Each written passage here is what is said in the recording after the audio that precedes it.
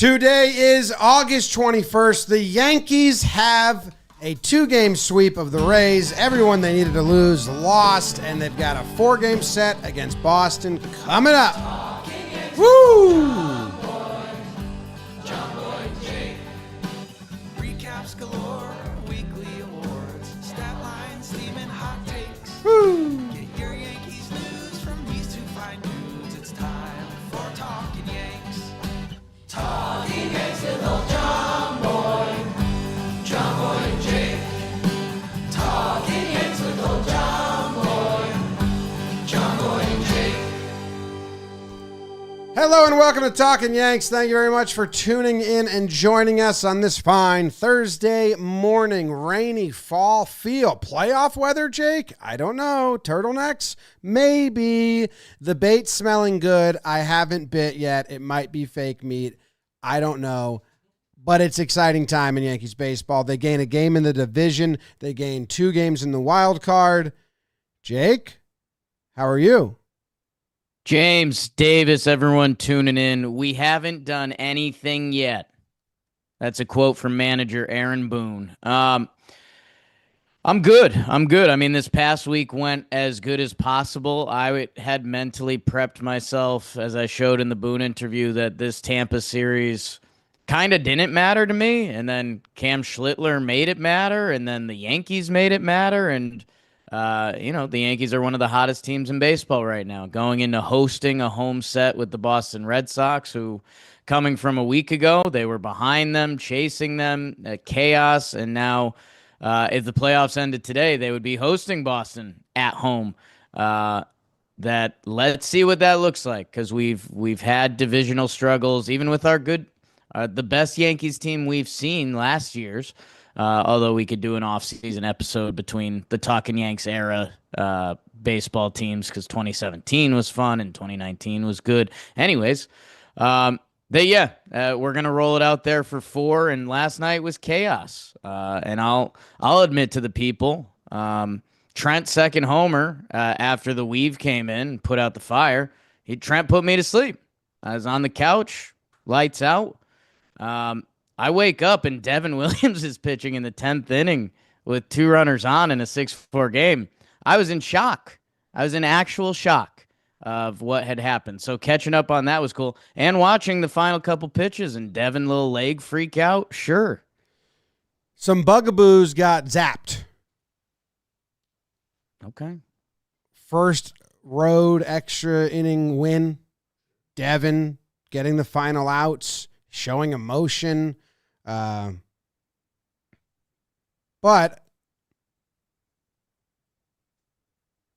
it's Tampa. They're out. It's a minor league park with odd dimension. Like the one home run, they said it would not have been a home run at Yankee Stadium.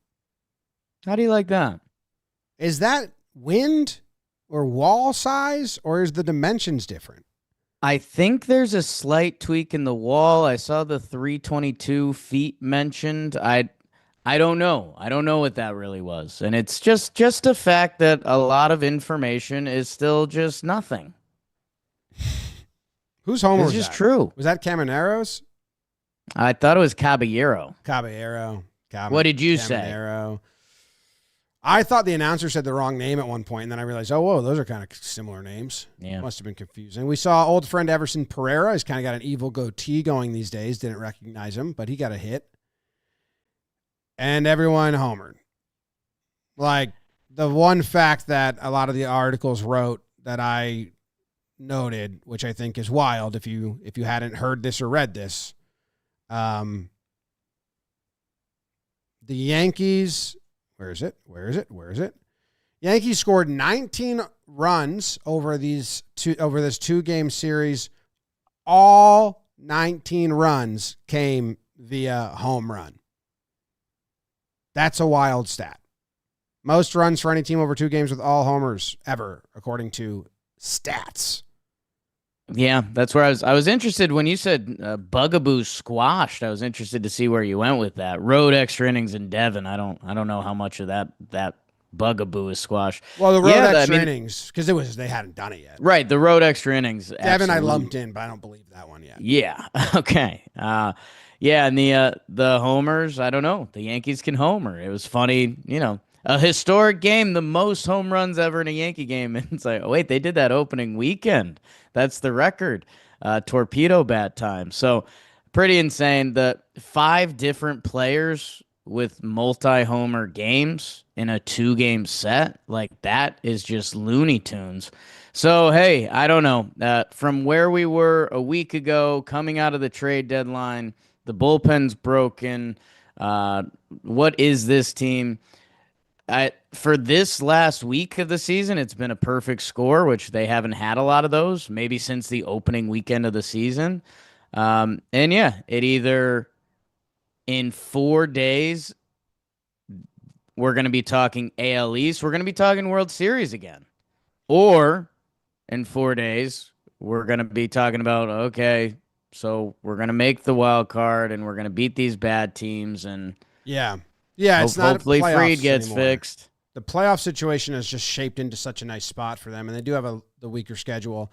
It's more like the bait, the biting, all that referencing I'm doing is, do I have genuine belief Right. for the playoffs? And it's smelling good. I'm getting lured.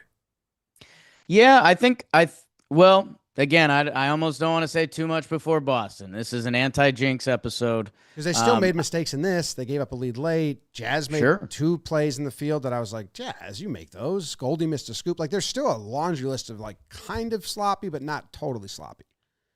Yeah, I just think I think we're so in it that we do get just disconnected from how long the season can be sometimes. They're like going through last year's win-loss by month, and it's, an OG Talkin Yanks thing to live by. If they finish out this month strong, which they do have the White Sox and Nationals after this Red Sox series, like their wins per month are similar to last year. It's a good start. It's a long summer. Last year's team obviously finished well. So, hey, I don't want last year's team to even be the mold. They didn't win. They got embarrassed in the World Series. Yeah, the mistakes became loud in the World Series. It's again, the construct of getting to the World Series or having a good team, and then not embarrassing yourself on the largest stage. That would be nice. There's 11 games left in the month, and so far they have won. Baseball Reference being down is a real bummer. They've won 9. And they've lost. They've still not 9 and 8 now. They're 9 and 8. Okay. So what do you, when we do that month exercise, we need one to be like 550 or more, right? It's not just 5. Yeah, I mean they're May this year. I think they were 17-9 or something like that. And that was a 650 winning percentage. So yeah, they had one killer month, and I mean April and March together, because they went 3-0 in March, I believe, is also a pretty nice month.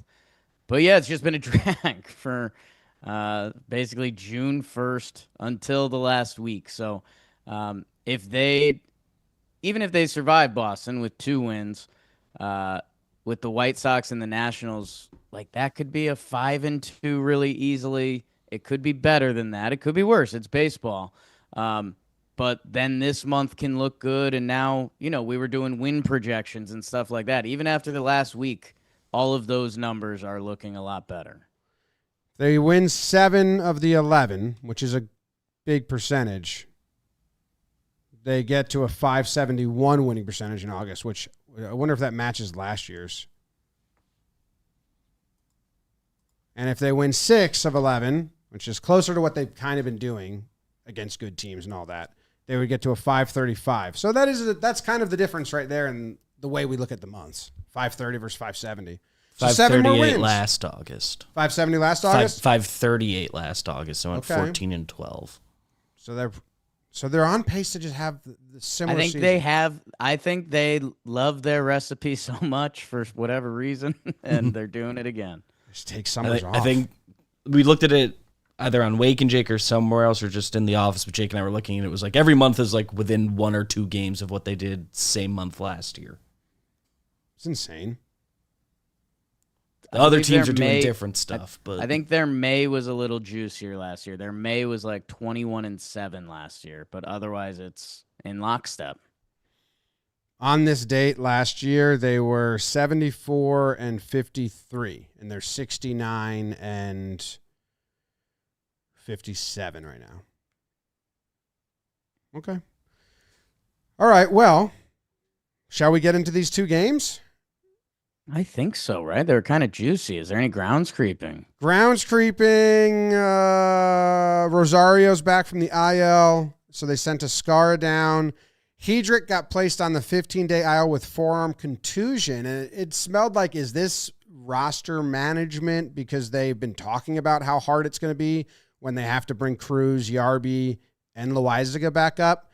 More on that. But then they didn't even replace him for 2 days. I don't even know if that's like just to get the sniff of... Winans came up yesterday. Yeah, but they didn't replace him the first day. The first day they played short. Played short. So short. they just like really trying to get the scent off like Phantom. If they didn't bring up Winans yesterday, but yeah, I think they were doing the Yankees in between thing, which is a whole nother offseason episode that I don't know how other teams do this, but I think they literally like checked out Hedrick that day and was like, oh, okay, IL it is. And that was that. And the Loaizaga has flexor strains. Yeah, right forearm flexor. He's out. He's out, yeah. So he's not coming back, so that makes that equation easier. Yeah. He could find himself in one of those, which we've seen. He could find himself in one of those. Loaizaga's throwing. Would they put him on the CS roster? But yeah, I don't know. It's credit to us. I've liked Johnny Loaizaga since he got called up, and Lasagna and the arm talent. The injuries are just out of control. That was one of the most shocking moves they made this offseason. Yeah, a lot of worked out. That one was bizarre and never passed the sniff test. The other slight grounds creeping, I don't know how much we care about it, is that Boone told us and then told WFN that he didn't think Judge would be throwing normal the rest of the season. 100%. 100%. And that clip from when Boone was on WFN kind of made the rounds, and Judge heard it, and Judge said, he hasn't seen me throw for the past weeks. I'm pretty confident I'll be back to 100%. Judge said something like, I don't know why he'd say that. I didn't hear how Judge said it, but the quotes were kind of like snippy from Judge if you read them that way. Whole thing was a little off. That's why Boone talks to us, you know? Yeah, I don't know. The whole thing's in an odd spot just because, why hasn't Boone seen him throw in a week? And then, yeah, like you had it pretty good in the Talkin' Yanks chat. It sounds a little bit of like, sounds like a WFAN conversation meets an athlete's confidence that bubbled up into just a story that's a non-story. The story is, when is Judge going to play? Because Boone keeps doing the like no clue what the next step is, which it's either like coy for Boston and we're going to see Judge in the outfield Saturday or Sunday, or like it's just out. It's just out. Yeah, I think Boone was trying to like make things easier for Judge and was just trying to say, you know, and the injury history of the injury also says you're not going to see him throw 100% the rest of the year. Right. So I think Boone was trying. I think governor. I genuinely think, and we call Boone like, we would say, nah, Boone's just lying because he has to lie here. I think he was trying to protect Judge and like just get the questions away and be like, hey, we might not see him, so stop asking if he's going to be 100% because it might not happen, but 80% is good enough. And Judge is a competitor and an athlete and was like, what? Yeah, I think the word he said with us was play with the governor on that. Yeah. Like, if and when Judge comes back this year and plays the outfield, he's not going to be able to let it eat. Yeah. And Judge said, but I'm not stupid. I'm going to be cautious with it and make sure we don't make it worse. So I think they're saying the same thing. I'm not stupid. He needs to be in the outfield for October. We can talk about that later. Sure. That's the groundskeeping. It's basically all of it. Yeah. Now we can get into the burns, which are presented by your local Ford stores. Make every summer a winning season with a Build Wild Ford Bronco. Just remove the roof and the doors to catch every breeze under the sun. Wherever adventure leads you, Ford Bronco, the official SUV of the Yankees.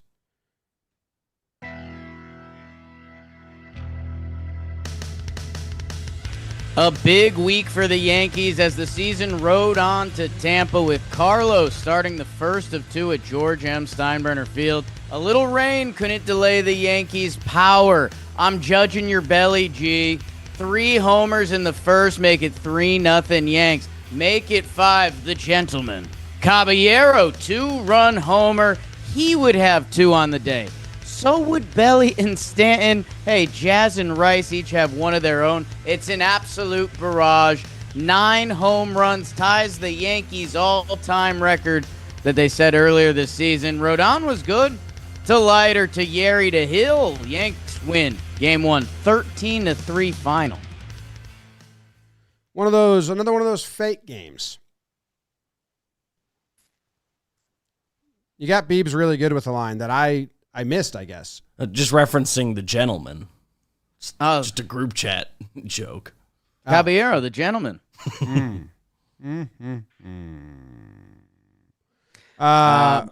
Yeah, I mean, between this 2-game set in Tampa, I think Yankee fans were at a point where this series was only going to affect them so much. I mean, that's true and a lie. But with the Boston series lurking, like, in 4 days, this whole past week of good Yankees baseball can feel like a fever dream, like Tampa and St. Louis. But with a rain delay and then 9 home runs, yes, what was this? 3 homers in the first inning again. Yeah. The Yankees became the first MLB team to hit back-to-back-to-back homers in the first inning 3 times in one season. That's stupid. And it was all on different pitches. I have something from one of the home runs, but I think I'm going to save it for awards. But yeah, just a great game. Rodon, what's Rodon's final line? Rodon's final line is 6 innings, 2 earned runs, 5 Ks, 102 pitches. Because he was dealing with some Joe's meat paws, some slippery paws for a couple of innings, and was able to get through it, which is good. Like, so Rodon's last couple starts have been good. Is it last 2? Is it that short? I don't know, but hey, sometimes that's what it takes to turn it around, you know? Yeah. Caballero gets a start at third base. If you didn't listen to the Boone episode, he told us that was going to happen.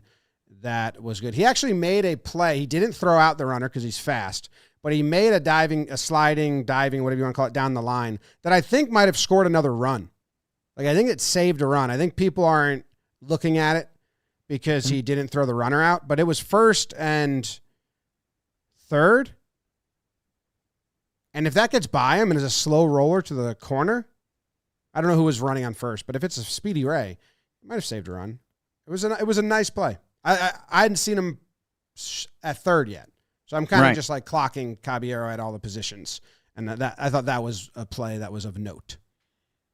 Yeah, I mean, the infield positions are supposed to be his strength, and yeah, it's the gentleman Caballero's tool belt.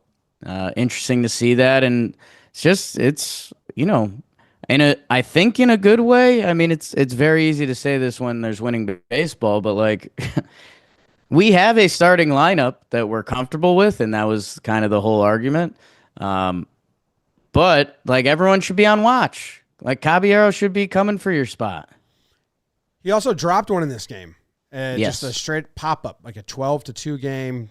He just kind of tried to do like a Cavalier catch on a pop-up. This is the pop-up. Yeah, he's trying to show Mark Leiter he's the alpha. Like, I'll let you know when you're off the field. Yeah. And does Volpe call him off there, or, in a traditional shortstop?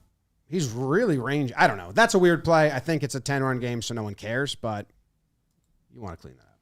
Yeah, this is the nice play. Again, 12 to, but that's a nice stop.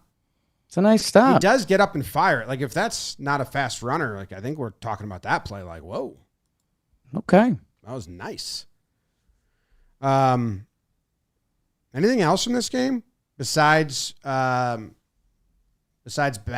Baz's milk mustache?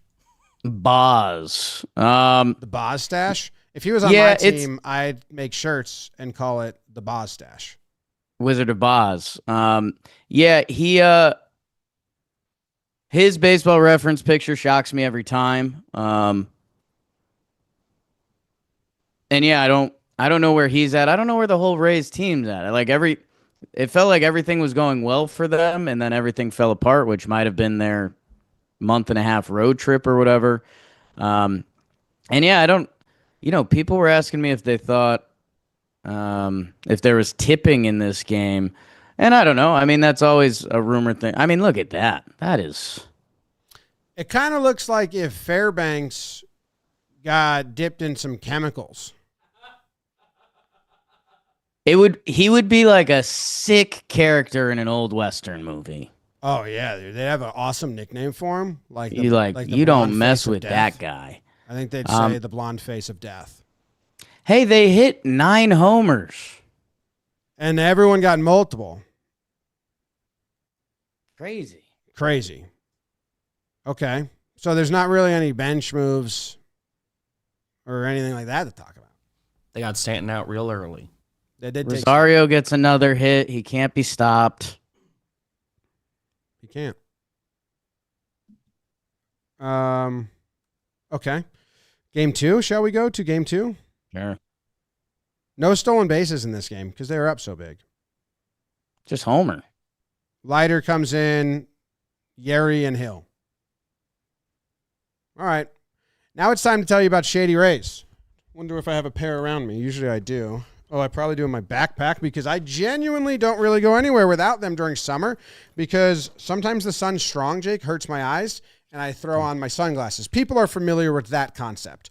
But I don't like when sunglasses make my face sweat because I'm just prone to sweating. And if I'm hot, I don't want to put more, so I've never been a sunglasses guy. But I like the lightweight Shady Rays sunglasses because they don't add a lot to my face. They help with the sun in my eye situation. We have signature pairs. They have any make and model you can kind of dream of. And if I lose them, I know they got the lost or broken replacement situation, which is great. So if you're into any of that and you want to support the show while putting stuff on your face to make you look cooler, if you have an ugly face, they're huge for that. You can go to shadyrays.com and use code YANKS for 35% off your next pair of polarized sunglasses. That's code YANKS at shadyrays.com. Go get yours now. I think when you have your sunglasses on, and I don't know if Shady Rays wants this, I think your level of mischief goes up just like 10%. Oh, when we're filming in the warehouse and I need to be doing all the antics in the crowd, I can't do it without sunglasses on. It's like a disguise for me. Right. So yes, you're correct. Okay. I, again, don't know if Shady's wants that, but it's just facts, people. It is facts.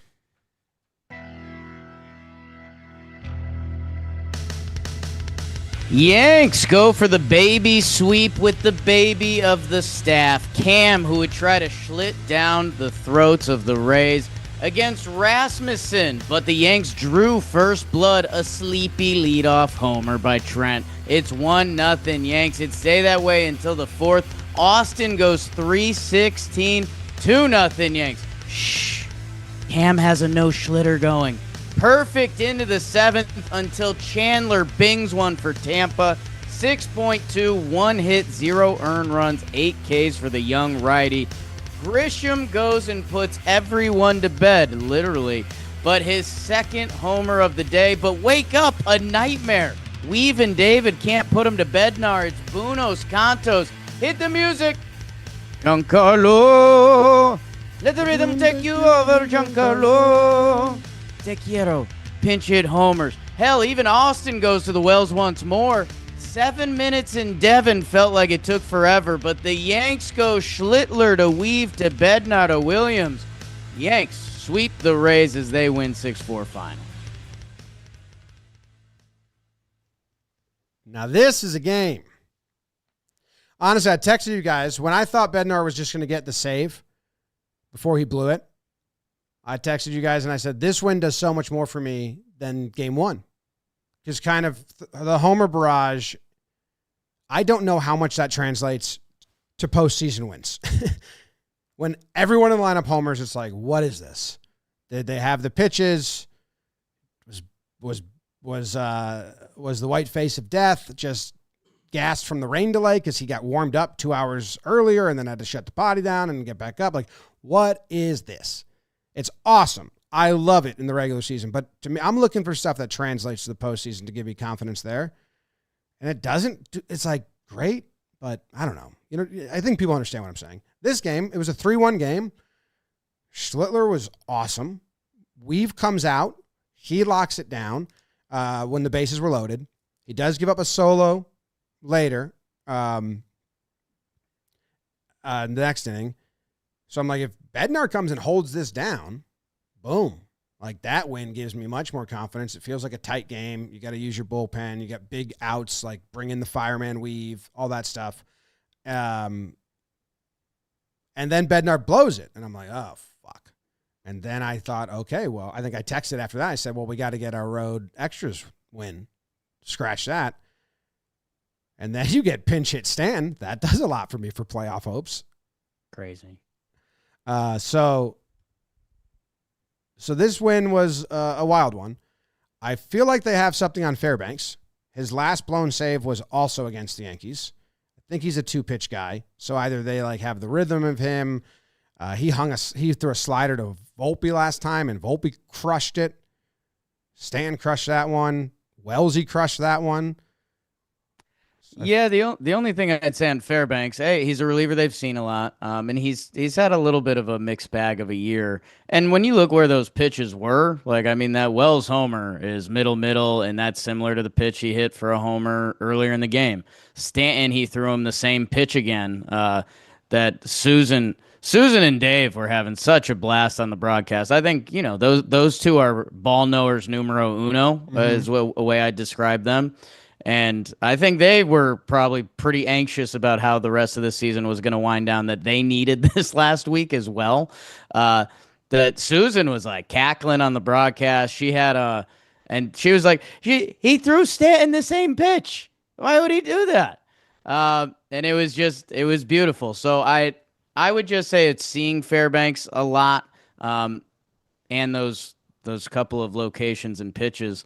But the numbers the only thing I'd counter back at you on, saying that, you know, this game felt more real to me. Cam Schlittler was perfect for almost 7 innings, so that's felt more real. Like, I can take more from this into playoff. Like this is going to help in the playoffs. Yeah, I mean the Schlittler being perfect was part of it. It's the best he's looked. Right. He looked great. And I guess that's him doing that was awesome and special. And I don't know. I think everyone for a second started doing like, you know, the like, where was I today? And do I need to remember today type deal? That when the hit happens, I don't know. I think Yankee fans are going through pitch count and doing that kind of game where it's not a relief that he gave it up, because he did look great. And he kind of needed a long inning start, which we're probably getting into some pride of the Yankees stuff. But yeah. Thank God for the dimensions of Yankee Stadium. They gave us some home runs. They gave the one Bob Seymour first home run from a guy named Bob since 2002. I mean, Kaster was really on one with this, and I can only imagine. I work with a perfect person who's very into baby names and babynames.com, that like Kaster was pretty miffed that there's no Bobs in the league, that Bob Seymour's the most recent Bob. So I think there used to be so many. Right. But they're going by Rob now. Robbie. Yeah, some Bobbies. But the Hunter Fiducia, talk about a name. Those two names do not belong together. Yeah, something about it feels dirty. Yeah. His game-tying double, foot short, alleyways, Yankee Stadium, deep. Yeah. Because he clobbered that same guy that Weaver struck out with the bases loaded, if I'm correct, or was... 3 straight fastballs. I forget if it was Fadudu or not. Beebs, can you look that up? We've struck him out with the bases loaded, and then he came up against Bednar, and the difference of the pitches were we've got him up and in, like we've hit his spots, and Bednar threw that one a little out, let him extend the arms. But that was scary because that would have been a walk-off, and that would have felt awful. So that foot.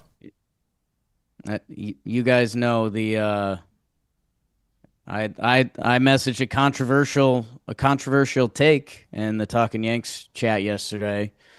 Well, it wasn't a take. It was just an honest question. It was after the 9-homer game. Would you rather the Yankees win close today and burn out the bullpen, which they kind of ended up doing, or would you rather just lose a blowout, Schlittler to Winans, get ready for Boston? The consensus is where we are in the standings, you still have to win that game.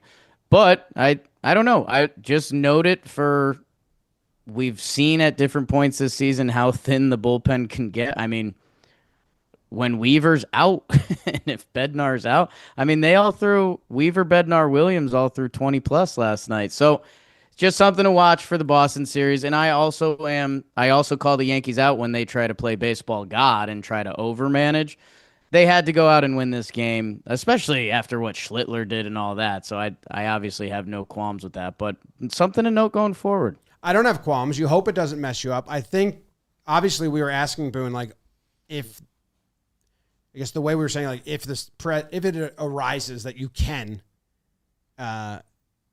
get through a game, like, would you save them? Would you save some? He obviously wasn't going to answer that, but it was a fun back and forth.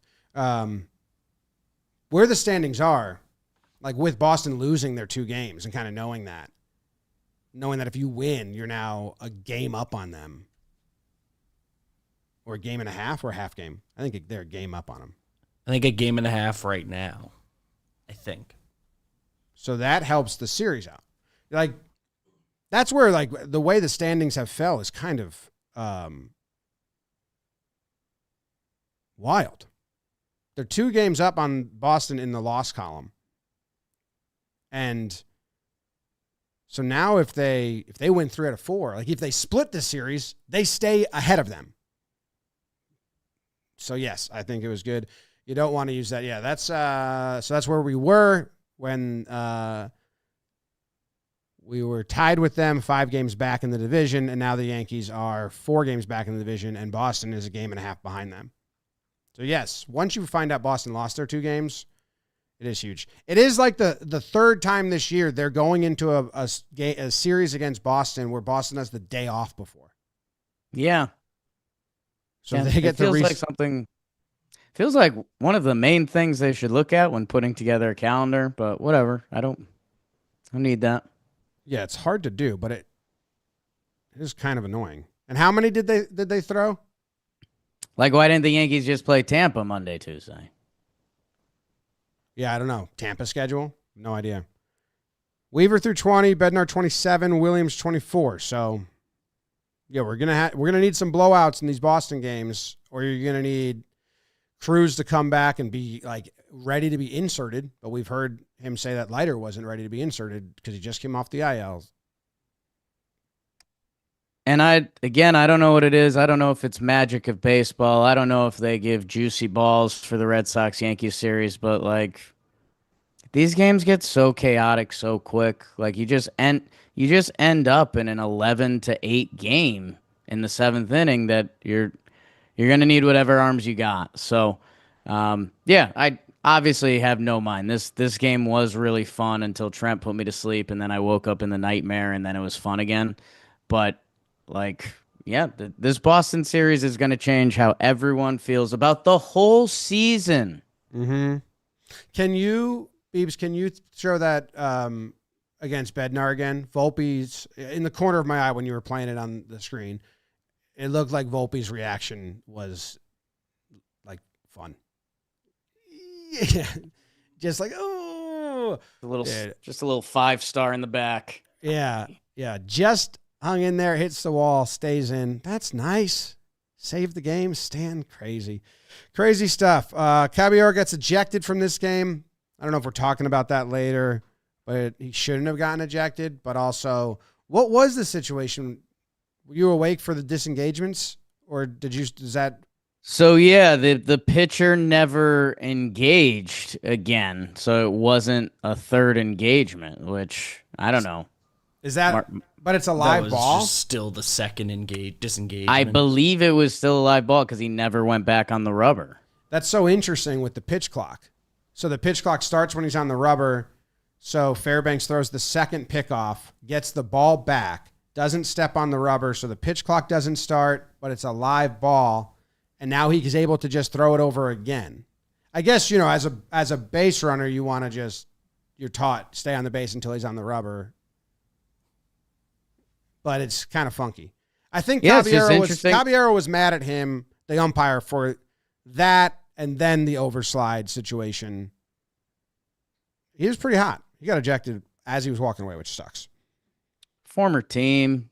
I don't think he hated it.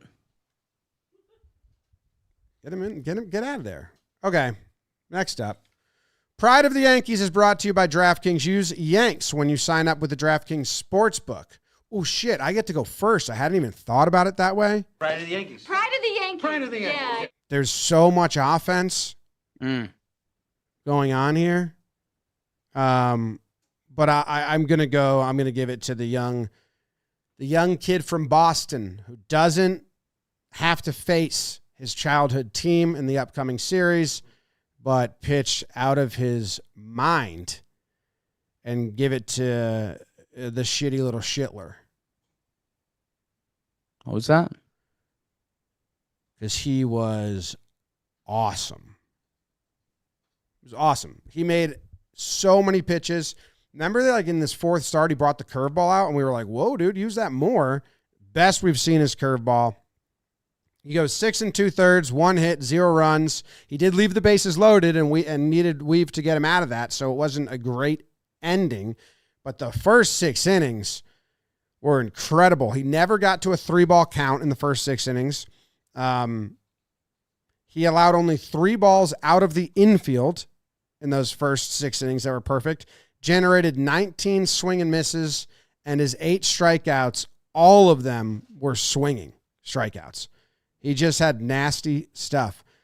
I almost want him to get more of a extension on his legs. Like, it kind of weirds me out. They talk about it every outing that he doesn't drive with his front leg. He cuts it short, and that's why it looks like such easy delivery, which it is. But it feels weird. It looks weird to me sometimes. Like, whoa, you're used to guys really extending, and he's just kind of pitching, but then throwing 100. We've watched him pitch. It's been a fun development. I like that the Yankees, made the move, got rid of Stroman, said we're buying in on Schlittler. We're going to see him progress. We've seen him use his secondary pitches and find him. The curveball, I don't think he came into the league. I don't know what he did in the minors, but his first couple starts, it didn't seem like that was the pitch he was going to want to make his main swing and miss stuff. It looked like he liked that slider more, which for 3 starts just looked like it was slipping out of his hands. And remember his first start? Was it first or second start? We did the Yes stream. Everything was high in the zone. And I think it might have been nerves or just a feel. He used both. He used all sections of the zone. He dropped some fastballs on the bottom rail of the strike zone and freezed guys. It was delightful pitching to watch. So I'm going Schlittler. I think it was the best all of his stuff looked. Because if you start with the fastball, okay, that's been electric since day one. But like you mentioned at the end there was a couple starts where he could only throw it high, which, okay, that actually works. But he threw a couple low today that were effective. And those played really well off of his slider cutter. That it's really interesting because it comes in at 91-ish. And it's still a lot of that 12-6 movement. I think there's almost a little bit that you wish it would be a little more right to left, but we're starting to get picky. That final strikeout to Caballero, the best hitter on the Rays, he's going to hit 40 home runs this year. 3-2 count. The perfect game is gone. What are you going to go to? Are you going to keep peppering the heater? And Caballero, who has like the fastest swing speed in the league, it was a really fun matchup. He goes to the slider cutter, and he gets him with that. And it's a perfectly executed pitch. It's where you would put it in a video game. And all of that is before you get to the curveball, which Girardi was right on it and has been right on it. And when you see it, you kind of can't get rid of it. But it reminds you of young Glasnow, like that 98 at the top of the zone with that 12-6 hammer curve that I think when you tunnel them perfectly, you can embarrass major league hitters. Because I think at that same trajectory, they start in the exact same spot that we saw guys swinging at curveballs in the dirt. And I think what was even more interesting, he was throwing it in the zone, which it felt like he didn't have that. Like it felt like you mentioned that second game, couldn't throw it for a strike, left it high. Third game was either in the dirt or still high. This game, he could throw it for a strike, which that allowed him to throw that the first pitch a couple times, and it allowed him to use it as an out pitch. Schlittler mania, if it's part of the reason we were talking about, wait, is the rotation lined up perfectly for Boston? Would have been interesting to see if he could have a magic moment against them, because could you imagine Schlittler mania if he did this in a Red Sox game? Would have been, yeah. I mean, his first outing was against the Red Sox. He didn't do this. I'm interested to see if he uses his curveball versus righties moving forward. Right now, he only uses it versus lefties. Versus righties, he's using, I think he uses his cutter a lot. Is he not using that slider we saw at the beginning? It's a slider. They're calling it a cutter. So it's the same thing. It's the same thing with Rasmussen. It's 91 and it slides and it goes down. So that's where how they're differentiating cutter and slider there. I don't know. Yeah, I don't know either. Maybe I don't know. Well, anyway, he's fastball slider to righties, fastball curveball slider to lefties. But that curveball looks nasty. I wonder, I don't know. I would look at the numbers overall, righty curveballs. Is there any pitcher out there that dominates with it? Because in my brain, if I watch this game back in my head, he was throwing it all the time to every batter. But they actually had a lot of righties in the lineup. He only threw one curveball to a righty, so it was just the lefties got a smattering of it. But that's my pride. Proud of him. It's a good one. It was great. Oh, I liked his quote, too. Let me find his quote. Okay. On losing the perfect game, he said, "I didn't really think about it that much. When he got the hit, I didn't really care that much. The biggest thing is that we won and the team was in a position to win." Now, that could be fodder and all that, so I like that he's saying it, but I don't need it. And also, I don't even need it to be true because, you could just be giving the fans what you think they want to hear. But then he said, "And I got past that 5-inning mark that I have been struggling to get through my last 6 starts." And I'm like, all right. I like that being the main thing you're happy about, that you're proud about, because we need innings. And he knew exactly the last 6 starts he hadn't got through the 6 innings. So I'm just I like that that's top of mind. I like that that's a goal you're setting for yourself, not 5 and fly. I want to take the ball deep and give the team a chance to win. So I like that quote. Beauty. And there's a reason why it's called Pride of the Yankees. And in a series where they hit 14 home runs in 2 days, they tied the record for most in a game. The gentleman who hit the most home runs only started one of the 2 games. It's Giancarlo Stanton, who hit 2 homers in the first game. He homered, pinch hit, comes into play right field to finish the game. So his series stats are as follows. 4 at-bats, 3 hits, 3 homers, 6 RBI. And he's the guy, man. It feels like he unlocks something pinch hitting wise, whether that's mentally an approach, whether it's the traject pitching system that these teams use now that just allow you to practice pinch hitting whenever you want, essentially. Or is it that he's the best he's been as a Yankee? We just did it last episode and the numbers improved that it's his best 30-game stretch as a Yankee. He looks incredible. And I don't know if it's the health and the rest from the start of the season I don't know if he's just locked in, but man, it's felt like for years now we've come to grips with a new Stanton, and it's like, oh, there even in some of his hot streaks, he would give away some at bats, and you'd be like, yeah, that's whoa. And it feels like that's gone. His balance is really impressive. That's what the booth keeps commenting. Like, he used to have a lot of swings that felt like got away from him, and he doesn't have that now. And he's just like, he's the dude. Like, I forget if it was Dan Rourke, but he said like the best Yankee of his lifetime or something like that, which I don't know. That's an emotional kid. But he's G, man. Can you bring up that at bat? So if Stanton didn't get pride, which I think is well deserving, I was going to build an award off this because this at bat in game 1 is so fun when you really break it down. So Baz has given up 2 homers. Stan takes that fastball. Do you see how Stanton took that fastball? Like, he's not on the fastball at all. Like, he's waiting for something else. He's not even getting in his back legs for that pitch. He's just tracking it. And then you go 0-1. He goes fastball again, and it's the same thing. He's just kind of like if you're the pitcher and catcher, you're saying, oh, shit, this guy is looking off speed. He didn't look ready to swing on either of those. So I don't know if that was Stan's mindset. Then 2 strikes, he switches, or there's some baiting going on. I have no idea. But I don't blame Baz and the catcher for going, hey, he's not like looking fastball. Like, so let's 0-2. Let's just beat him with the heater again. And then he's just geared up and smokes it to right center. That at bat I rewound it and watched it at home like, wait, what the fuck was that? Like, is that Stan?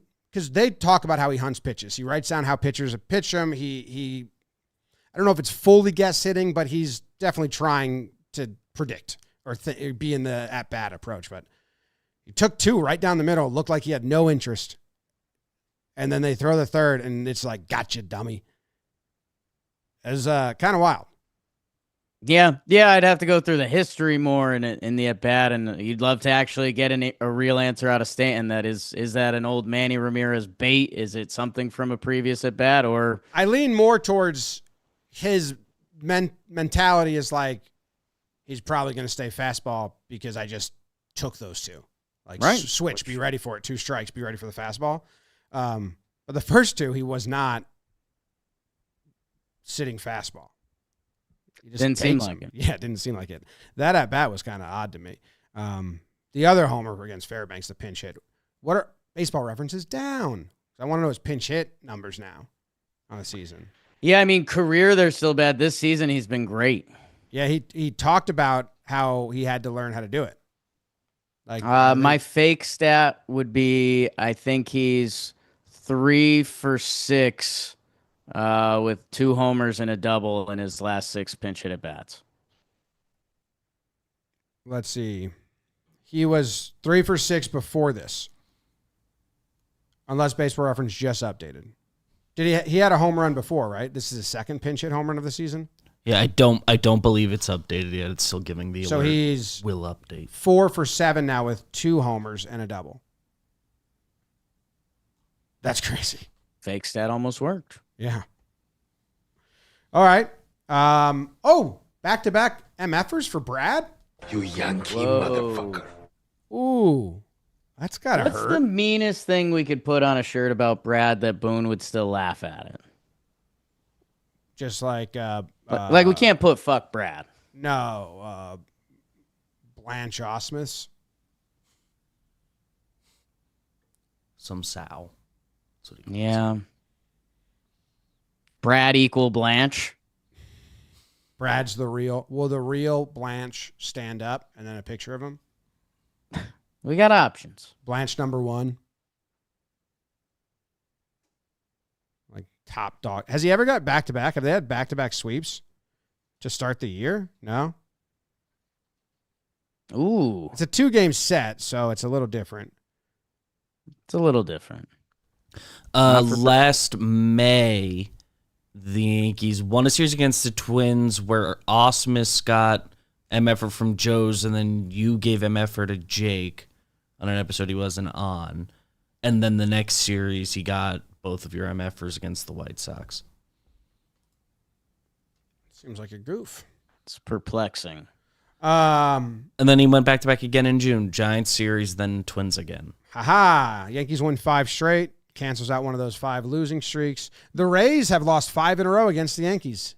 And I think the Yankees are now 5-1 at George Steinbrenner Field. And the 1 is a blown save by Devin. They should have won that game. Yeah. So they've dominated the Rays this year, which they've enjoyed their second home. Try to change the AL East narrative. At least there's one team.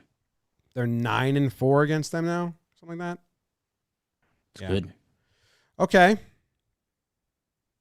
What else you got, Jake? It's my turn, right? Yeah, I think we go to regular awards. Regular award. Brought to you by Jack Pocket. Wow. This episode is brought to you by the Jack Pocket Lottery app. Jack Pocket lets you order official lottery tickets right on your smartphone. Why wait?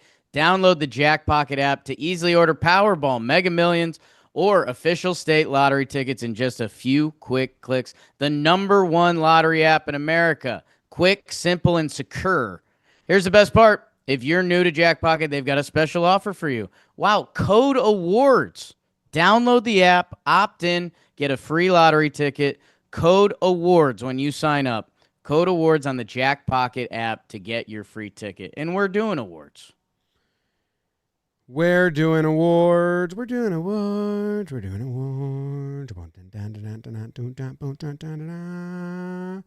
My first award is going to be the Get Back Award. Get back. Get back Get back to where you once belonged. Get back. Here we go, JoJo.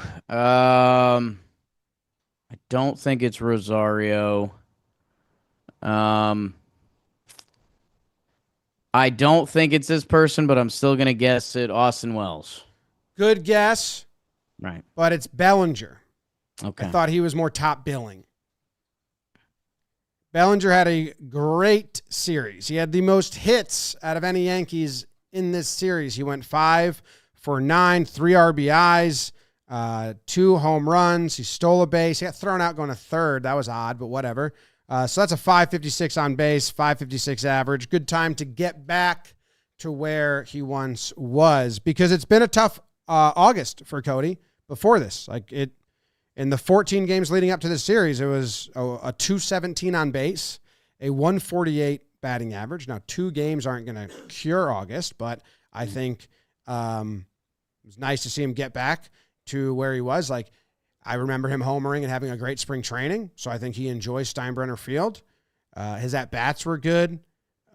He was fouling off pitches. He's playing every position, but I'd like to see him be that guy against Boston and the rest of the stretch, because it was getting to this is a prolonged stretch of slump-ish at-bats, Belly. It wasn't really that loud, but I feel like if he was bad here and then bad against Boston, it would get loud. I still think he has a bad 4 games against Boston. It's kind of like, all right, well, his August has been awful. His defense is so good, but liked what I saw out of Belly. Yeah, 4-hit game, stolen base out of him as well. And he's having an amazing year. I think the listeners of this show know, but if you sort by outfielders, and you see how good of a year Cody Bellinger is having amongst outfielders, it's pretty impressive. Have a big Boston series. Why not? Why not? Crochet, just slap one the other way. That's easy. What do you got? Okay. Let me scroll. Watch me whip. Watch me nay. I'm an in and out guy. Let's do the old 4x4. Judge. It's Judge. I told you this one before the show, so I was hoping you were getting this one. I saved it for you too. It a free point. Aaron Judge reached 40 homers for the 4th time in his career, and you say that's really good. That's really good. Babe Ruth did that 11 times, also really good. Lou Gehrig 5 times, Mickey Mantle 4 times. Those are the only 4. So for 4 people, for 4 times in their career, they hit 40 home runs as a Yankee. And it's the pantheon of great baseball players. So, Judge will care about that one day. Right now, we're just trying to win, and Volpe fielded that ball for Schlittler, so it was a great play. But good for Judge. Crazy. Nice to see him go like, the injuries are a worrisome thing. He's got good numbers versus Boston this year. He's on a mission. He's on a mission. So his numbers are pretty good since coming back. How long did he go when he came back that were not great? I think that first week back is a uglier set. Good for Aaron Judge. Good for Aaron Judge. Can he play the field? I don't know. At Miami and Texas was bad. Jake, I've got 2 guys I want to give awards to. One I think is deserving of an award. The other I think might lead to a better conversation. I have a fun a framing of an award, but I don't have the words for it for one. So I think I'm going to dodge that. And the other, I'm going to give out the Bacardi and Cola. Do it. Do it. So the name of the award is Do It, Do It? Yeah, Bacardi and Cola. Do it. Do it. Do it. Do it.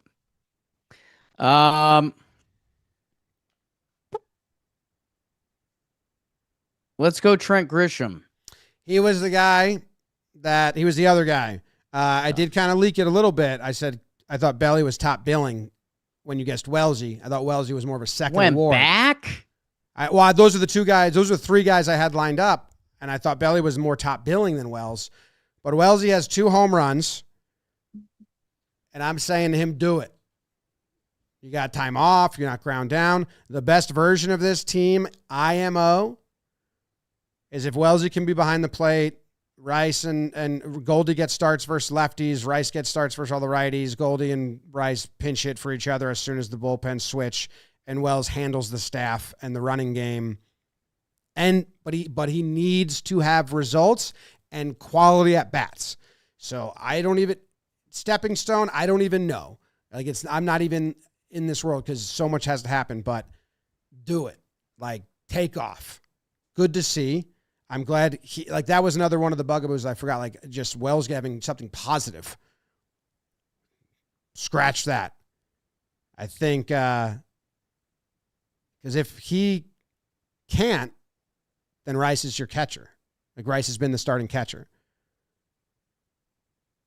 But Wellesley handles the running game better when he's solid and in there. He'd just lock up the focus and feel like part of the games.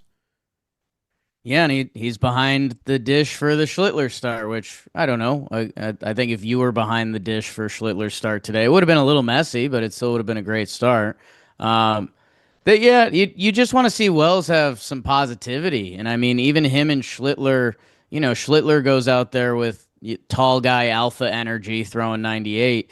And once they started cruising, Wellesley had a little more go to him and had a little more, we don't need any waste pitches tonight against this team and how you're throwing the ball, put it in the zone. So again, how much credit should Wells get for that? And best version of this team, I think, is a very flexible thing that I think as Yankee fans, we haven't been able to think like this, but I don't know what the best version of this team is. Let me see Austin Wells for another 6 weeks, and what player does he look like? We have lefty-righty players. Caballero has added an element to this team that, hey, go out and play well. And, it could also be the old ball player hey, Austin Wells, your season stats, Your season stats aren't going to look like what they want you to look like. Who cares? Now you just got to go out and play baseball. We kind of saw that work with Glaber. I think that was last year. Yeah. That you wonder if there's that effect going on, or if it's, is it humble pie? You're watching someone take your gerb. For me, my Jimmy effect is he hit 2 breaking balls, and I feel like he's struggled with the fastball all year, especially high fastballs. So once I see that, I'm gonna feel better about Wellesley. He's struggled with the slider most. I think he's the worst hitter in the league against sliders. Yeah. I think he hit 2 curveballs, right? What was the second one? The extra innings. I think that was a curveball too. The first one was like a looping curve. Yeah. But yeah, just do it, man. Let's see. That looked like Is categorized a slider by the broadcast, but that had some loop to it. it's like Some up, down. But yeah, Katie It's- Sharp yeah. had stats about him in the sliders recently. It was just like awful. It's crazy. So that's good. Rice has played 6 of the last 10 behind the dish, I think. Rice has started 10 of the last 10, which is great. I think he started 6. He started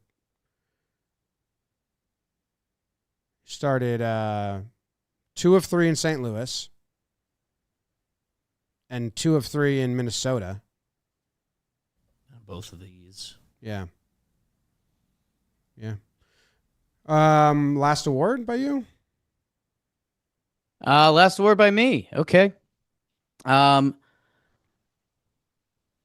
Let's go with the. I give that guy too many awards. I kind of want to give him another. The no-hitter award. The no-hitter award. I don't think you're giving it to Schlittler because he got pride. That would break some show rules, right? That would break some show rules for sure. Lighter? You think I'm going lighter? He's the only pitcher that didn't go up a hit. Jim, the no-hitter award is going to Carlos Rodon. Carlos Rodon has the lowest batting average against in Major League Baseball this year. Like Skeens, DeGrom, whatever pitcher you like who's back this year, Rodon has been the best at not allowing opponents to get a hit. So I don't know. I know we mentioned him, and it's 6 innings, 2 earned, and it gets overshadowed by the 9 home runs. But like what Rodon has been pitching wise this year with the strikeouts and batting average against, it's the Rodon that was advertised to us before we came over, and then we kind of just completely washed our brains of it. That Rodon deserves some love for being the toughest pitcher to get a hit against this year. Rodon is going to have a sandwich season. Fingers crossed. Same with Fried. Fingers bigger crossed. He's looks more in the weeds than Rodon. Yeah, none of Rodon's.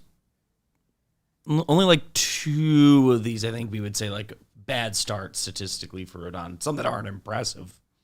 But And just shout out to Weaver for not dumping his energy. I know he gave up the solo shot the next inning, but I'm always on check. And shout out Devin Williams for dropping all of his adrenaline. Yeah,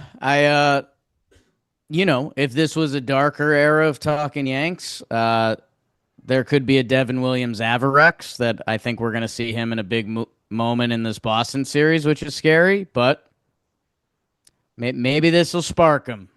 Should we do some Boston talk? Sure. The pitching probables, the Yankees have Heel. Oh man, where was this? It's bottom of our sheet, I have some stuff. nice. Heel versus Giolito. LG versus LG. Wow. Max Fried versus Brian Bayo. Will Warren versus Garrett Crochet, and Carlos Rodon versus Dustin May. Giolito, Bello, Crochet, and May.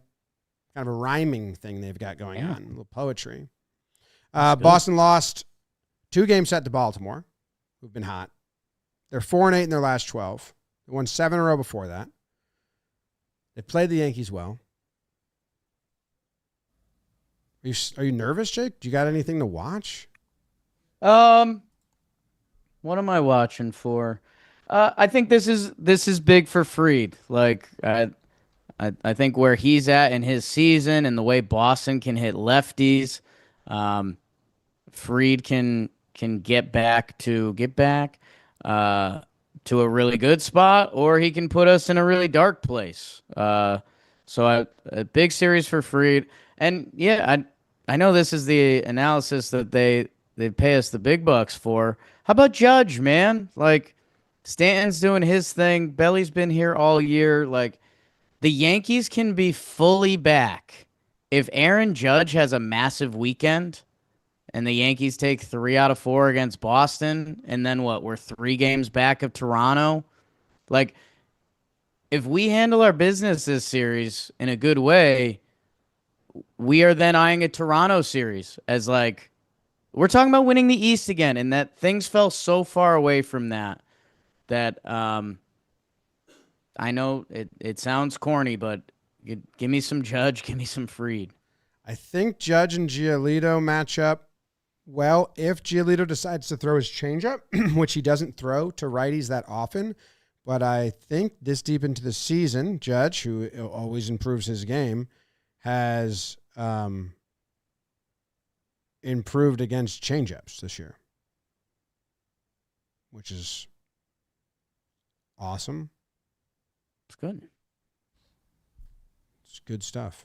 I don't know against a righty changeup. Yeah, I don't know. Bullpen is something to watch for. Theirs is rested. Theirs is more rested than ours. Again. Heel's not going to go that long, you don't think. So you need this. Pass the torch. Need this to be like the game 1 tonight being lopsided would be nice.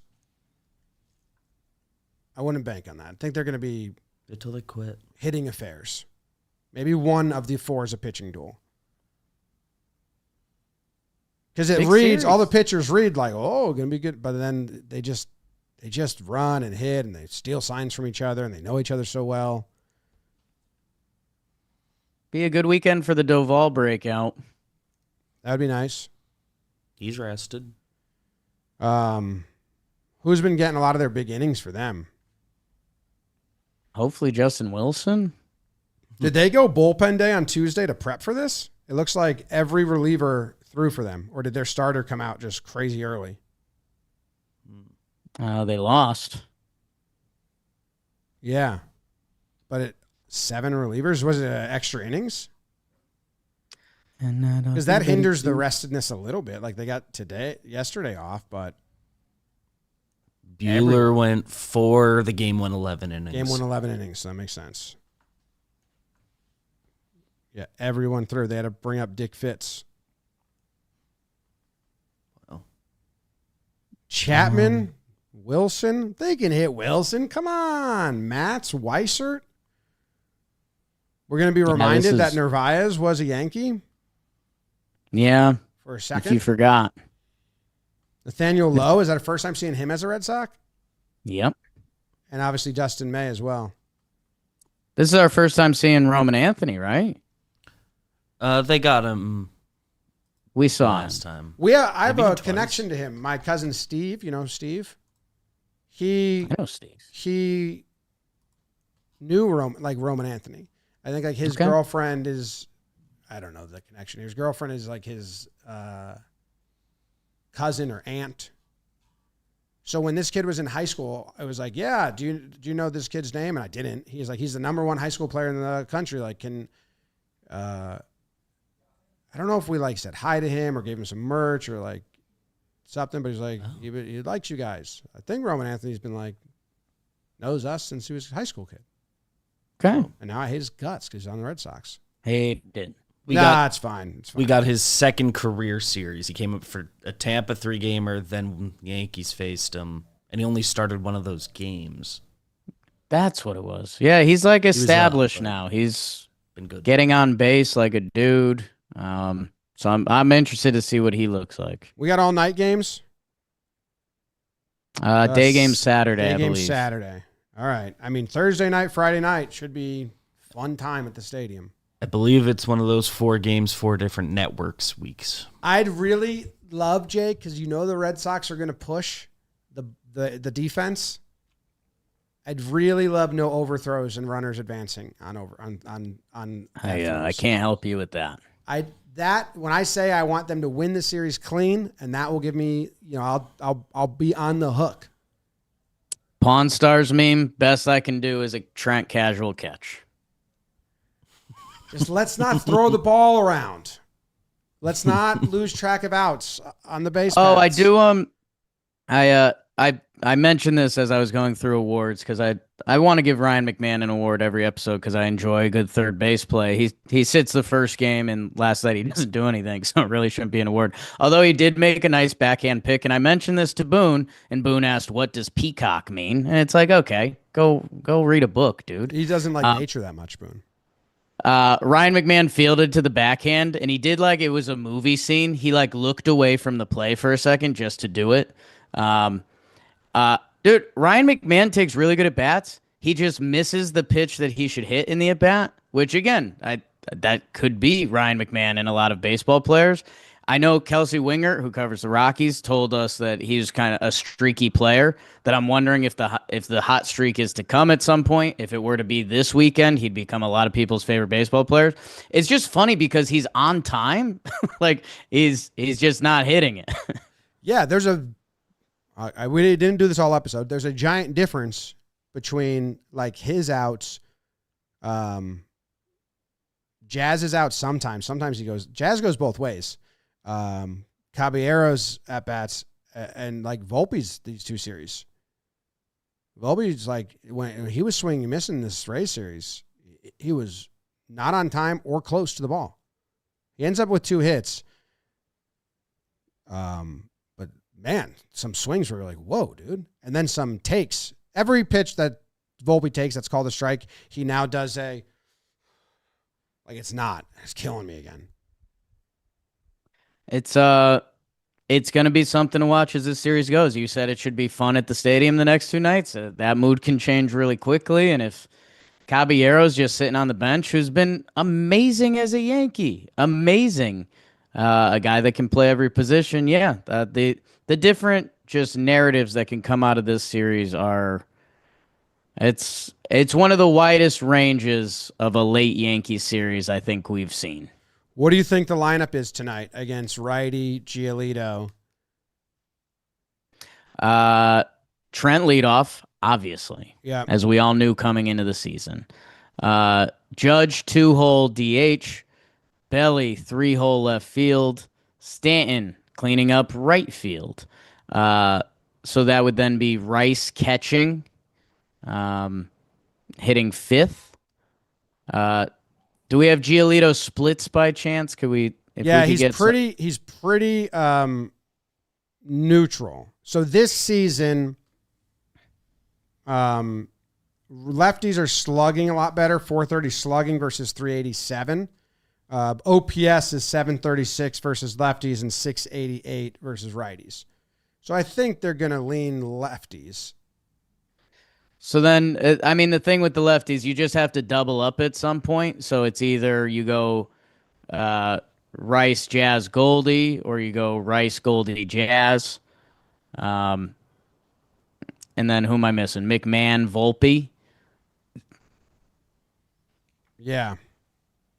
Well, if they they redo their first lineup against Boston, I think that's what you basically did. Grisham, Judge, Belly, Stanton, Rice catching, Goldie at first, Jazz at second, Volpe at short, Caballero at third. The only thing I can see them doing is audibling and playing Wells behind the dish to see if it led to anything, and then Rice at first. Rice got beat up in game 1. But also I think they played well because it was a late night travel day into the next game, and that they don't want the same catcher doing both. Oh yeah, that's true. With the travel, they probably don't do that to Wells. Yes, but I think that's why the plan is Rice behind the dish, Goldie at first. But if you want to check in on Wellesley and he's feeling good because he hit the homers, maybe they audible. But I think you're going to see a repeat of the game 1 versus the Rays, but you're going to have McMahon, not Caballero. So Caballero on the bench 2 games in a row. I don't really like that, especially against Boston. Don't really like that. I don't know. Have they batted McMahon 9th yet? I think this is a thing the Yankees don't care about, but they might. I don't think so. So then it's Volpe 9, and it's another chunk of lefty. So I don't know. 1 game McMahon batted. Okay. Against the lefty pitcher. Okay. Caballero played 2nd. I want Caballero in the game. You'd have to play him for Volpe. They're not going to do that. No. Because you want Jazz the lefty and you want McMahon the lefty in. Yeah, the only other way to do it You want is, Belly the is lefty in. You Stanton's want on the Grisham bench, the which lefty nobody in. wants. Stanton and Judge both are playing. Yeah, if this was a true situation of who's performing right now, Caballero would play at short tonight. Well, and it was the other thing I was trying to depict to Boone in an early interview. Like, being different at bats matters. Like we've talked about this, even early Judge and Stanton, just 2 massive righty power hitters. It makes sense to split them up most of the time because it makes it tougher for the pitcher. That if the bottom of the lineup, you have Ryan McMahon, who's playing a Gold Glove level third base, takes nice at bats, but he's not a batting average guy. He's never been. He's not going to be. If you have him down there and say it's a Wells game, or like the batting averages at the bottom of that lineup, especially when it's Volpe, you then have 3 guys hitting 210. And like, I think for a pitcher, that's just horribly easy to navigate, that if you end up putting Caballero down there and you change the at bat, like that can help McMahon. That can help the whole bottom of the lineup. So Volpe's defense has been back. And from everything I know, he's a better defender at short than Caballero. But if it was offense only, then absolutely Caballero should be the starter at shortstop. How many reach on errors does Caballero have? I wonder if that's part of his game because he's got 2 recently. Speed it up. Okay, there you go. That's the recap and the preview because it's a big time of the year. I'm sniffing the bait. I want to bite it. I'm not yet. Smells awesome. Yeah. Thanks for tuning in. Appreciate you guys. Go Yanks. Tell them, Grams. Go Yankees. Hey, where's DJ? Last I heard, Houston was going to sign him a long time ago.